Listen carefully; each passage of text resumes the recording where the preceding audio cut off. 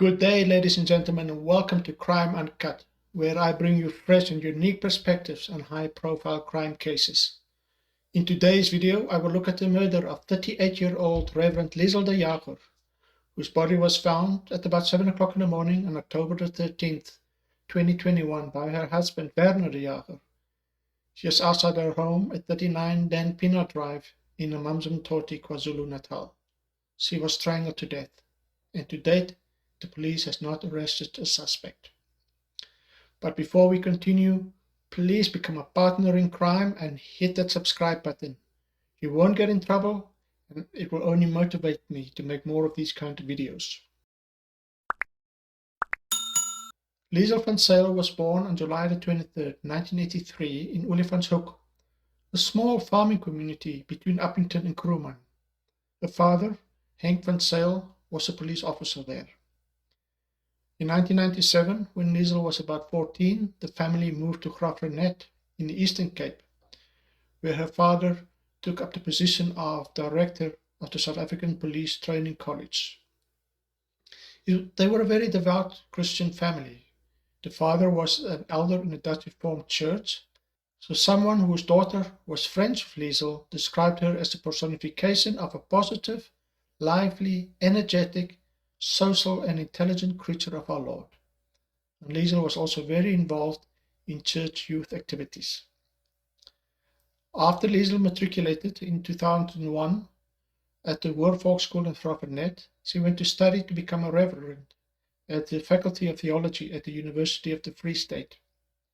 In 2004, she took a break from her studies to marry Rev De Jager, and together they went overseas for 2 years to work there. When they returned, Liezel continued her studies and completed her honors and master's degrees in theology. Her thesis was about the impact of pornography on children. In November 2009, Liezel was officially legitimized as a proponent in the Dutch Reformed Church. In June 2010, she started a full-time position as Reverend at the Canon-Eiland Dutch Reformed Church. Now, Canon-Eiland is the largest island in the Orange River, and its fertile soil and availability of water makes it very suitable for grape farming. Canon-Eiland is about 25 kilometers away from Upington and about 100 kilometers away from the Ograbies waterfalls. While in Canon-Eiland, she and her husband had 2 children, both daughters. Werner had an assortment of jobs. He worked on a farm. He worked for a fuel distribution company. He worked in a bank where apparently he had to resign after some money went missing. And then he worked for a company that services ATM machines. In July 2019, after serving the Canon-Eiland congregation for 9 years, Liezel accepted the position at the Suidkus Dutch Reformed Church in Amanzimtoti. And she served in that position for just over 3 years, until her death in October 2021. I believe Werner also managed to get a transfer and continue to work for a company that services ATM machines. Here is Reverend Liezel De Jager delivering a sermon just 3 days before her murder. Dis nie verkeerd om uit te sien nie. Ek sien baie uit om eendag hemel toe te gaan. Kan nie wag nie. Soos Paulus wat sê, ek weet nie, moet ek wens vir die een of moet ek wens vir die ander nie. Moet ek wens dat ek kan bly of moet ek wens dat ek soontoe kan gaan nie. Now let's look at where the crime occurred. The house where the Jagers lived here at 39 Dan Pienaar Street was the church rectory and was located about 620 meters away from the church. This red dot shows the approximate position of where Werner found Liezel's body and where someone strangled her to death. Here's a view of the side of the house, showing what I presume to be bedroom windows. This is a view of the motor gate, and this would be the driveway where Liezel parked her car shortly before she was murdered. Please note the low wall. If the murderer was an outside intruder, he or she could easily have jumped over this wall and would not have needed an open gate to get onto the property. This is a photo of the house without the vegetation in the way. Liesel's body was found in this approximate position, although I'm not sure which way she was facing. I presume, therefore, that she may have been cornered and strangled in this alcove. Although the walls of this alcove shielded the view from the road, there was a line of sight from the neighboring property. At the back here is the kitchen door, and this is where Werner walked down the side of the house before finding his wife. On the morning of October the 13th, Liesel woke up early, sometime after 4 a.m., and she left in a car to join a group of friends from the Amanzimtoti Athletics Club to go jogging. She was a keen athlete and seemed to have participated in several running events in the past, marathons and races. Now, I have the greatest admiration for anyone that has the discipline and dedication to drag their bodies out of bed at 4 in the morning to go jogging. That is not something I can do. But that is something that she did regularly. The chairperson of the club and convener of the group said that she was one of about 10 joggers that arrived that morning at 4:45 at the Arbor Crossing shopping mall, which was about 3.4 kilometers or 5 minutes drive away from her home. She jogged with the group for about 40 minutes and then returned to the mall at about 5:30. She then chatted with the chairperson for a few minutes and told him that she was going to join them that Friday for a coffee run, meaning that she will join them afterwards to socialize in a coffee shop. She then got in a car and drove home. Some of her jogging friends drove behind her to make sure that she gets home safely, at least for part of the way. It appeared to them that she was in quite a hurry because she even ran over 2 stop signs. CCTV footage shows that she returned home at about 4:45. I presume then she parked the car in the driveway and exited the vehicle, and she never made it to the front or the kitchen doors alive. Sometime before 6 o'clock, the control room of a security company, ET Rapid Response, received an emergency signal from the home because someone pressed a panic button. Now, there was a panic button inside the house and one that Liesel carried with her on her keys. The control room immediately called the home, but no one answered. Then at 6:02, they got a call from a male person who told them that he was calling from 39 Dan Pinar and asked them to ignore the emergency signal because he pressed the panic button by mistake. When the operator asked who he was talking to, the caller didn't give his name. All he could hear was heavy breathing. And here's a recording of that call. It's security monitoring speaking. Hello? How can I assist you? Morning. Yes, it's 39 and accidentally pressed the panic button. No problem. So your password there? 444. Speaking to? Hello, sir? Hello? Hello?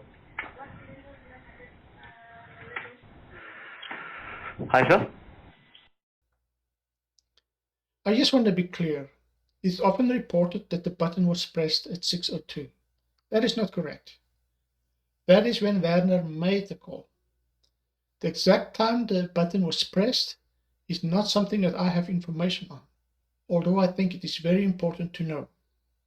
I have repeatedly requested this information from the owner of the security company, but he has not been very cooperative in this regard.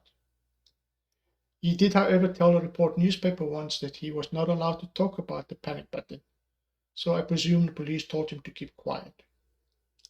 He did, however, confirm to me that it's not possible to tell which panic button initiated the emergency call, the static one inside the house or the mobile one that Liesel had. At about the same time, some neighbors reported that they heard someone scream. They have just gotten up and switched on the kettle when they heard the scream. They thought that the screams were from a monkey or another animal being killed.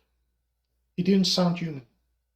Then the dog started to bark, and they knew that the dogs do not like monkeys, and for that reason they didn't go out to investigate. They also noticed that the De Jager's dogs didn't bark, and typically their dogs and the De Jager's dogs would bark together when strangers were around. It seems, however, that the De Jager's two dogs somehow escaped the property and were later found wandering in a neighboring street. Werner, who was in the house at the time, later said that he didn't hear any screaming. And then, according to Werner, at about 7 a.m. he went outside as it was time to take the children to school, and that is when he discovered his wife's body. In a very distressed state, Werner called the security firm and told them that he needed help, that his wife has been attacked and that she might be dead. Here is a recording of that call. It is security demonstration speaking. Hey, I need help, please. My wife's been attacked now. God. Where about? 39, don't you know? So, okay, what's happening there, sir? It looks like he said. Okay, I'm sending a vehicle out there now. I'm speaking to? W-E-R-N-E-R. Okay, when did it happen now? I don't know. I just came out to school and I saw a line on the back door. Okay, the vehicle's on road there. The control room then notified the police, who along with people from a security company and the neighborhood watch arrived at the scene shortly thereafter.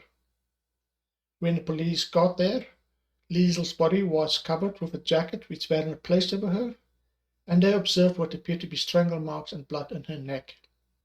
A toy metal spade with a bent handle covered in blood was found next to the body, and it appeared as if the spade was used to strangle Liesel, and that it was likely what caused the laceration on her neck that produced the bleeding.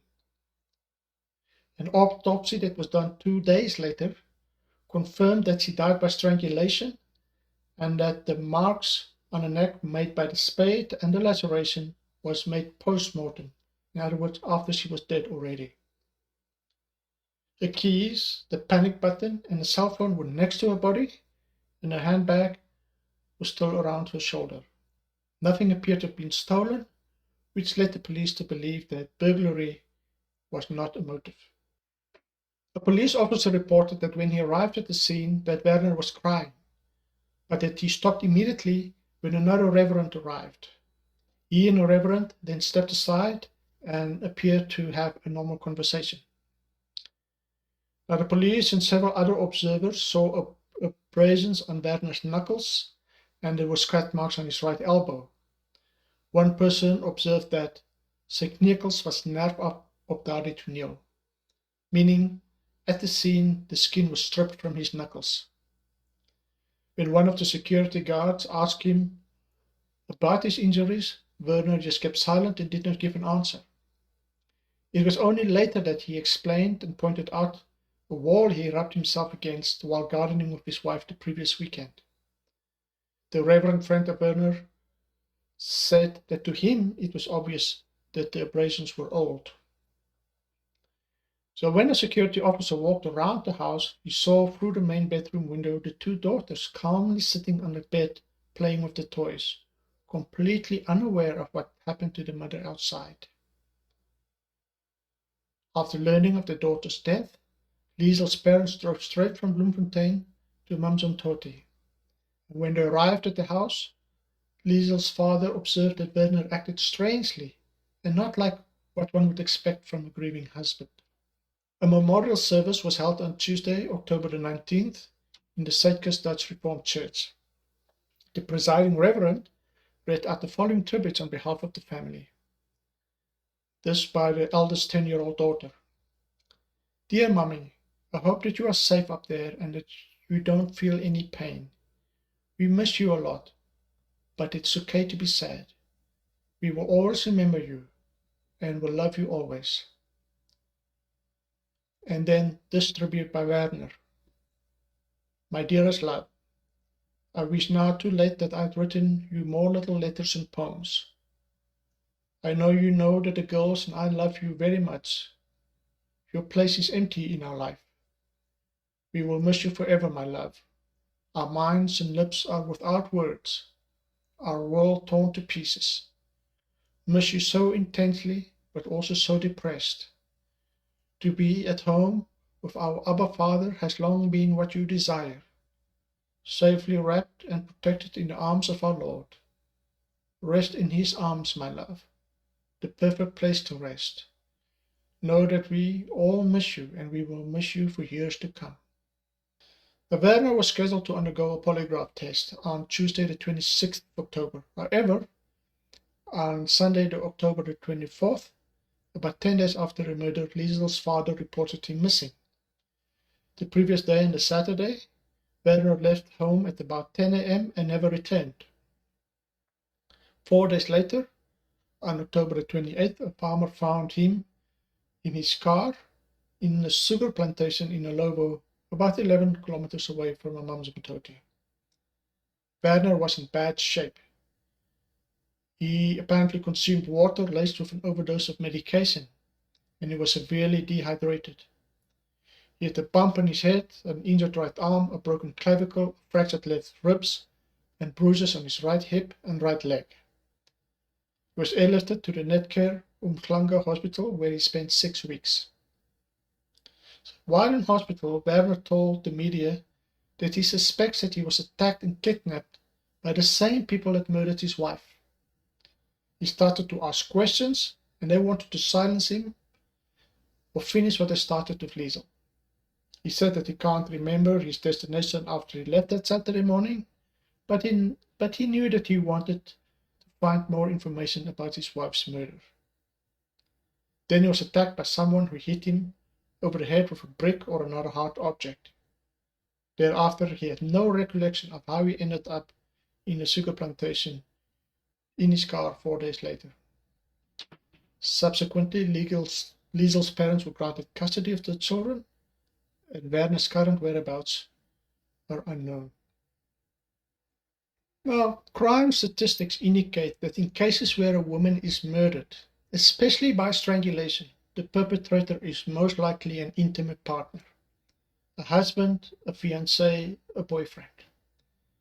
And according to the experts, it has to do with power and control, an expression of inner rage to exert control and dominance over a woman, to show who is boss, and often as punishment and retribution for something that she might have said or done.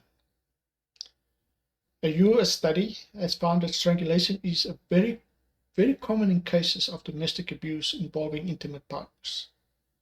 From a sample of about 1,500 non-fatal domestic violence cases, they found that nearly a quarter of the cases, 23%, involved strangulation, almost exclusively men strangling women. A study in Canada, where we know they have strict gun laws, a study of 1,952 femicide cases of women over 55 years old, found that in 61% of the cases, the victim was an intimate partner. And I'm sure that the number will be higher if you look only at those cases where the woman was murdered in her house or on her property. 29% of the cases involved stabbing, 27% shooting, and 70% involved strangulation. 72% of the perpetrators had a history of mental illness, psychosis, personality disorder, depression, etc. In 20% of cases, the perpetrators committed suicide, and in 7%, the perpetrators attempted suicide.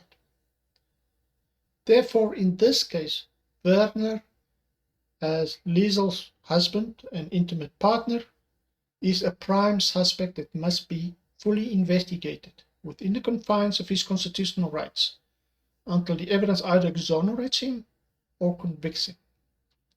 That's not to say that the police should focus exclusively on him. They should explore all avenues and options suggested by the evidence. But on the other hand, the police should be careful not to waste their time chasing ghosts because they don't want to be accused of developing tunnel vision by focusing on the prime suspect too much.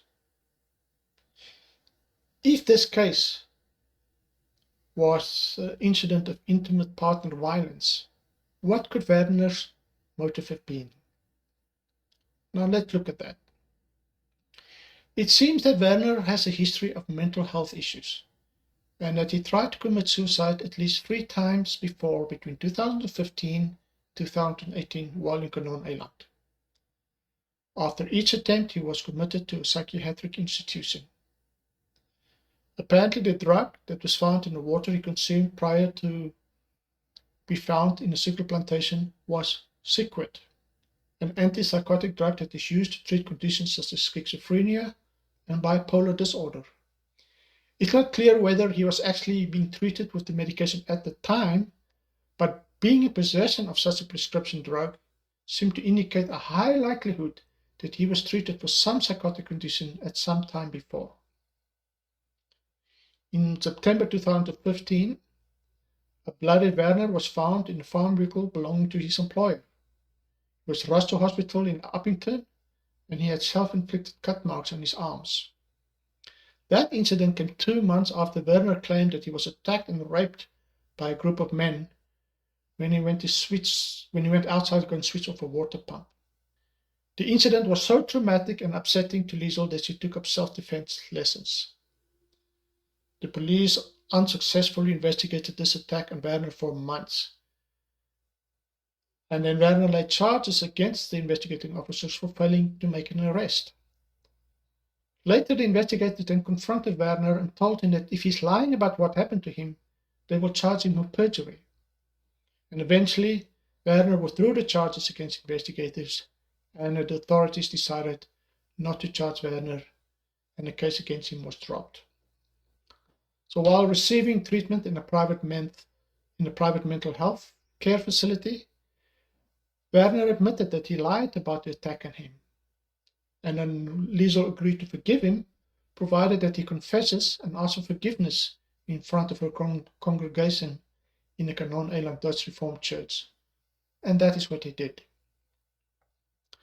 His third attempt was in June 2018. After Werner went missing, an extensive search involving the police and community members found him in his vehicle in the Grabis Waterfall National Park. He had an open gas bottle with him in the car, and he only survived because he opened the bottle shortly before he was found. Coincidentally, this photo was posted on Liezel's Facebook page on the same day as the third suicide attempt. It was soon after this incident that they moved to Amanzimtoti to supposedly make a new beginning. Now, after the murder, the media interviewed several of Liezel's friends, and in August 2021, just a few months before her murder, Liezel supposedly told a friend that she threatened Werner with divorce. She said that Werner sometimes stays away from work and that it was placing financial pressures on her. In fact, on the day of the conversation, Werner did not go to work. Liezel apparently told Werner that she will divorce him if he goes ahead with a financial decision she did not agree with. She told her friends that Werner was like a teenager in an adult's body and that he makes impulsive decisions. According to Liezel's father, he had to on occasion provide some financial support to Liezel and Werner. Apparently, it was known to several people that Werner and Liezel were sleeping in different bedrooms, but Liezel was quick to explain that she kicked him out because of his snoring. Now, I'm not saying that people with mental health issues and suicidal tendencies are more prone to commit murders, but statistics do show that a large proportion of murderers have a history of mental illness. In this case, we know Werner had a history of mental illness, and he sometimes didn't go to work, and that this contributed to the financial troubles, which in turn caused friction between him and Liezel, to the extent that she threatened him with divorce should he do something with the money she did not approve of. And I want to emphasize, just because he might have had motive, that in itself is not incriminating nor an indication of guilt. Not everyone with a motive will commit a murder, but a murderer will almost always have a motive. And you don't always need to know what the motive was to convict someone. But in cases that depend exclusively on circumstantial evidence, like this case, knowing what the motive could have been can be very important. Now let's measure Werner's version against the objective facts. I just want to caution, telling lies is not always indicative of guilt. There are many reasons why innocent people may lie. As with the motive, lies, half-truths, omissions, and inconsistencies should be placed on the same scale as all other circumstantial evidence and weighed together to see what picture emerges.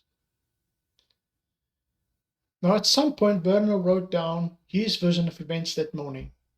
I've not seen it myself, but some newspaper reporters did and have written about it.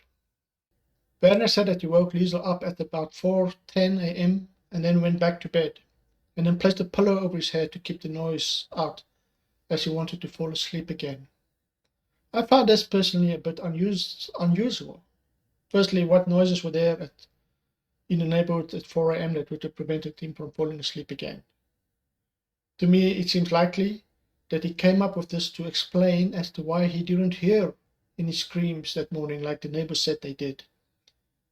Whether those screams were from Liezel or from a monkey being killed doesn't matter. The Reverend friend that wholeheartedly believes in Werner's innocence told the media that Werner could not possibly have heard the screams because the main bedroom was on the other side of the house from where the murder occurred. But we have it on good authority that Liezel and Werner slept in different bedrooms. I presume that Liezel took the main bedroom, so the question is, where was Werner's bedroom in the house in relation to where the murder occurred? In my opinion, it is highly likely that Liezel would have attempted to scream at least at the beginning of the attack. That is a natural defense mechanism. That is what people do. It is unlikely that she would have been able to scream while being strangled, but if she could, she probably would have sounded different from a normal scream due to the restriction in the airflow. Although the neighbor said the scream didn't sound human, it would be an extraordinary coincidence to hear the screams of a monkey or an animal being killed at the same time an attack on a human was taking place, where one would expect screaming to occur. Even if an acoustical analysis showed that the scream would have been audible in the bedroom, it's going to be very difficult for the state to make a case that if he was innocent, Werner should have heard the screams and reacted to them, and to introduce this as circumstantial evidence. Firstly, how do you prove he didn't sleep with a pillow over his head, however unusual that may sound? Then there are activities such as a coughing fit or a flushing of a toilet that could drown out sounds. This, however, does not mean that the police should not have investigated acoustics. In circumstantial evidence cases, every little bit of information helps. Why didn't the dogs bark? And when and how did they escape the property? Did the attack frighten them and they ran off? I'm reminded of a Sherlock Holmes story in which he identified a culprit that stole a horse because the dog did not bark that night. Turns out the thief was a previous trainer and someone the dog knew well enough for it not to bark. Is there any other point to which you would wish to draw my attention? To the curious incident of the dog when the horse was led out from the stables. But the dog did nothing when the horse was led out from the stable. That was the curious incident. Apparently, the motor gate to the property wasn't functioning properly. It supposedly opened by itself, which led some to say that this would have made it possible for an intruder to enter the property. Really? Do intruders, especially in South Africa, need open gates? And are they not able to hop over a low wall like this? Did the dogs escape because the gate somehow opened by itself? If the De Jagers knew that the gate opened by itself, and that the dogs could escape that way, then why did they leave the dogs alone outside? Either the gate problem wasn't such an issue, or the dogs could be trusted not to go wandering off alone. Then Werner said that he got woken up at 6 o'clock by the emergency alarm that went off, and that his daughters switched the alarm off. He then went to check on his daughters to see if they were okay, and then he went to call the security company to tell them that he pressed the panic button by mistake. He then went back to bed while his daughters followed their normal morning routine to get ready for school. What is conspicuous in its absence is a plausible explanation as to how before 6 that morning, while he and the children were in bed, the panic button got pressed by mistake. How did it happen? And why being so vague about it? And apparently this was the second time in 9 days that the panic button got pressed and Werner called in to cancel it. What happened the first time? Who pressed the panic button? And why? According to the security company, it has a silent alarm that would not have made a noise inside the house. The security console just sends a signal to the control room, and yet Werner said the emergency alarm woke him up. When the security company received the emergency signal, they called the home, but there was no answer. That is not evident from Werner's documented version, as far as I can tell. He could, of course, claim that he didn't hear the phone, and that might be difficult to disprove. The fact that he said he got woken up by a non-existent alarm could be a bit harder to explain. The defense will obviously make the case that at the time he documented his version, he was traumatized and perhaps medicated, and that his memory lapses should not be held against him. Now, what is more likely? That the button got pressed by a woman who just got attacked and strangled while she had the keys and panic button in her hands, or accidentally by someone in the house? Was Liezel in the habit of returning home from jogging only after 7 a.m.? Or did she specifically go jog that early in the morning so she could be home at about 6 a.m. to help getting the children ready for school? On this specific morning, she arrived home at 5:45 already. It does appear that on some occasions, Liezel would stay behind to socialize with her jogging friends in a coffee shop. And that is what she planned to do that Friday. But that was not her plan on the day of her murder. And I'm pretty sure that she would have told her husband what her plans were and what time he could expect her home, especially considering there were children that needed to get ready for school and had to be dropped off. The school that the kids attended opens at 7 a.m. with classes starting at 7:30 a.m. So where did her husband think she was when Liezel still wasn't home at 7 a.m.? Was he concerned? Did he call her to check where she was? It would be very good to look at his phone records to see if such attempts were made. Even if he did make calls, we know the calls would have gone unanswered. And should that not have made him even more concerned? Did he try to call anyone he might have gone jogging with to find out where she was? Once again, it will be difficult for the state to turn such a lack of concern into something incriminating, as it will be easy to concoct a plausible explanation that will be difficult to disprove.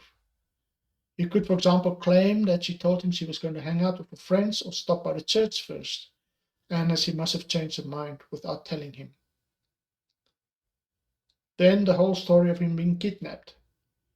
So these kidnappers first physically assaulted him and then tried to kill him by forcing him to drink water of an overdosage of his medication, and then abandoned him in a car in a sugar plantation when he wasn't even dead yet. Why didn't they just strangle him as well? This, however, would not be the first time Werner made up a story of being attacked to explain a failed suicide attempt. In my opinion, he first tried to kill himself from jumping from a height, perhaps a bridge or an overpass. This would explain his physical injuries: the bump on his head, broken clavicle, injured arm, fractured ribs, bruises on his hips and legs. When this was unsuccessful, he drove to a remote location in a sugar plantation where he tried to overdose on his medication.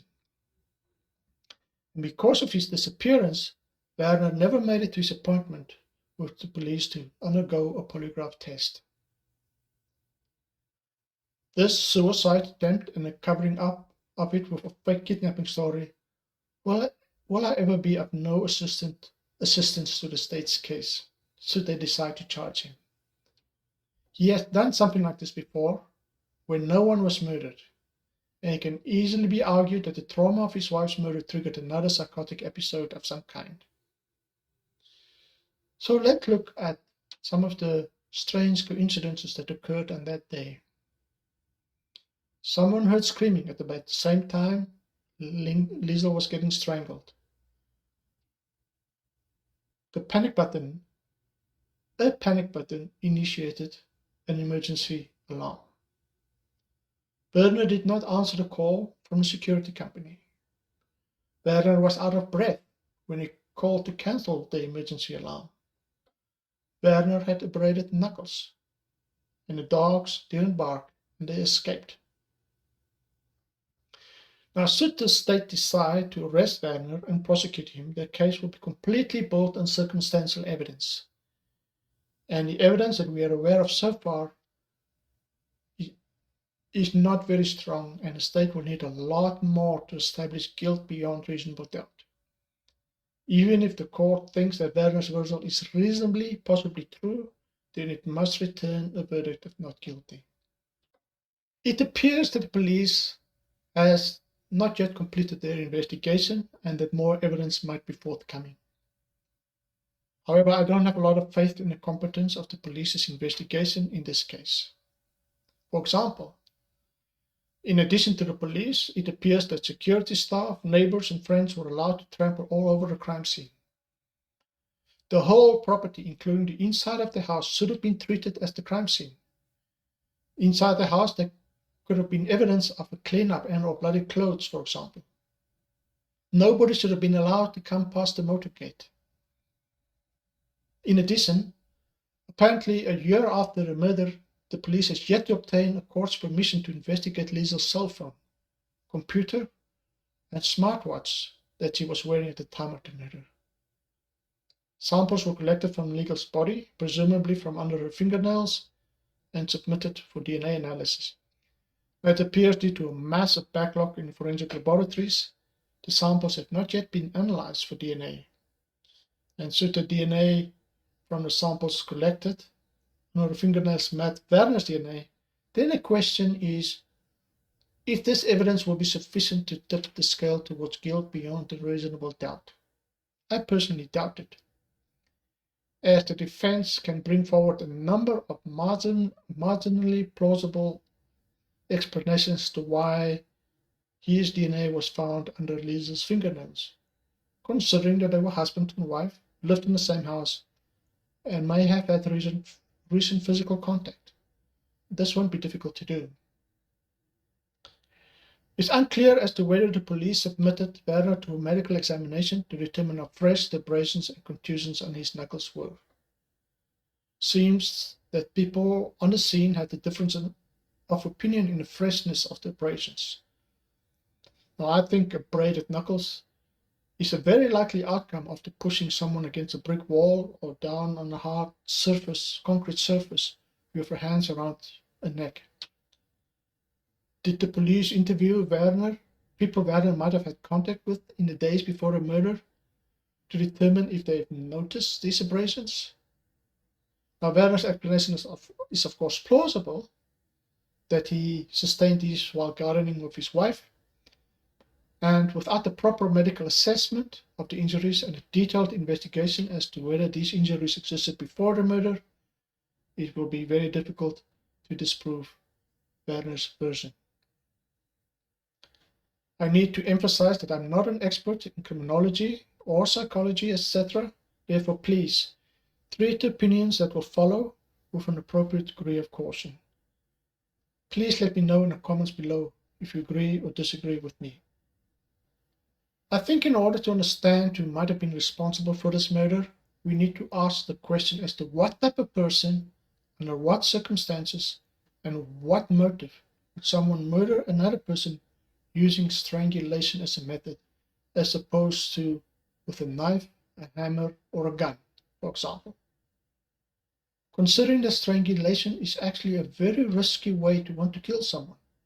Firstly, a strangulation attempt can go sideways very quickly. The victim can scream and draw attention, or even press a panic button.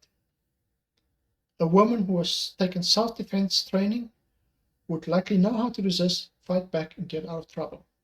Secondly, it takes a long time to kill someone by strangulation, thereby increasing the risk of being detected, especially if the victim screamed. To kill someone by strangulation, you need about 4 to 5 minutes of sustained pressure around the neck to ensure death, although unconsciousness can set in between 10 and 20 seconds already.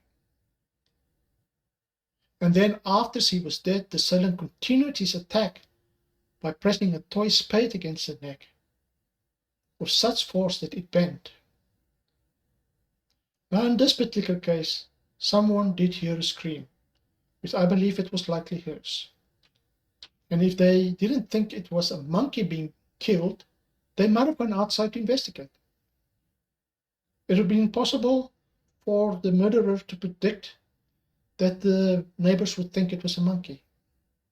Furthermore, the attack occurred just outside the house with people inside who could have heard the scream and came out to investigate. And then someone walking or jogging in the street could have heard the scream or seen signs of a struggle and could have investigated as well. Thirdly, a strangler is also at risk of leaving a lot of incriminating forensic evidence behind, especially if there was a struggle. Blood, hair, skin, fibers, many of them sources of DNA that can uniquely identify the assailant. Therefore, in this case, the perpetrator took an enormous risk to initiate an attack in front of the house and then to see it through to the end, and then still to use the spade on her neck afterwards. In my opinion, the murder was unlikely to be premeditated. Considering the risk I've just described, it's highly unlikely that anyone rationally planning to kill Liezel would have chosen such an exposed location and strangulation as a method. Using a gun, a knife, or another object such as a pipe or a hammer in a more discreet location would have been the preferred way. A rational person planning a murder will take steps to minimize detection to the extent possible. Even serial killers who would strangle someone just for the fun of it would still take steps to minimize detection. No criminal wants to get caught. To me, it seems far more likely that the attack ensued after an argument, when the perpetrator lost control and in the heat of the moment lunged at Liezel and started to strangle her. The thing is, because it takes so long to murder someone by strangulation, there is sufficient time for the assailant to cool down and to come to his senses. Now, when the assailant comes to his senses, he has a decision to make. Do I stop or do I continue? Now, should the assailant stop, the victim will survive. And then there will be direct evidence against the assailant that will almost certainly put him in prison, either for attempted murder or aggravated assault. However, should the assailant continue, there is always a possibility of getting away with it, especially if there are no direct evidence such as, for example, an eyewitness. And that is why the use of the spade is so telling. In my opinion, it shows an extra effort by the perpetrator to ensure that Liezel was dead.